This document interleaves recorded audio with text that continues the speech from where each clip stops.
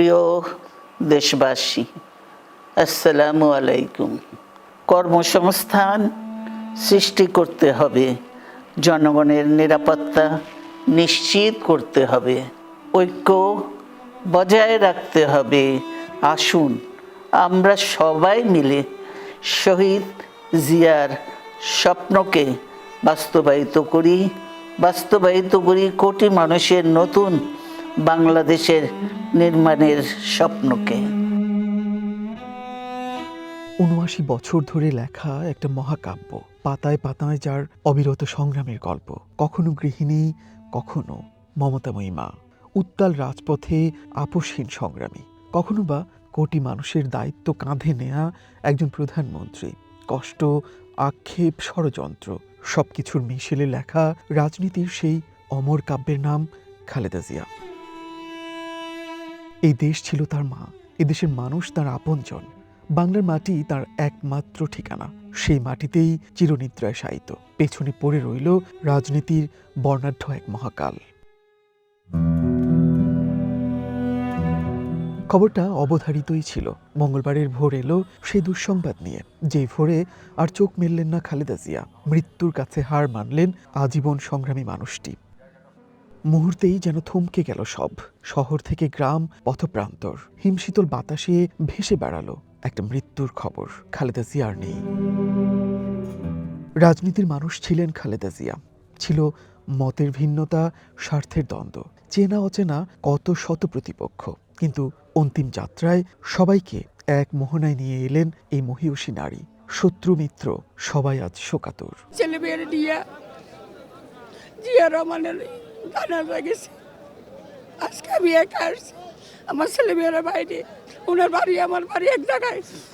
উনি ফুলগাজী, আমি পরশুরাম। অনেকের চোখে পানি আছে, অনেকের চোখে পানি নাই, কিন্তু হৃদয়ে রক্তক্ষরণ ঠিকই হচ্ছে। আমরা আজকে এই বিদায় অনুষ্ঠানে একটাই দোয়া করব, আল্লাহ তাআলা যেন এই বাংলাদেশের মানুষের উসিলায়, খালেদা জিয়া বিগত দিনে অনেক ভালো কাজ করে গেছেন এই দেশের জন্য, সেই উসিলায় যেন আল্লাহ তাআলা দেশনেত্রী বেগম খালেদা জিয়াকে জান্নাতের উচ্চ মাকাম দান করেন। তিনি বাংলাদেশের রাজনীতিতে আপোষহীনভাবে যেভাবে নেতৃত্ব দিয়ে গেছেন, এই নেতৃত্ব আসলে আমাদের প্রেরণার উৎস। স্তব্ধ শহরের বুকে মিছিল হচ্ছে, প্রিয় নেত্রী আসবেন। শেষবারের মতো সবাই ছুটছে সংসদ ভবন আর মানিক মিয়া এভিনিউর পথে। সেই মিছিলে আজ আর স্লোগান উঠল না, নির্বাক শোক মিছিল। নিষ্ঠুর এই বাস্তবতা কিছুতেই মেনে নিতে পারছিলেন না কেউই।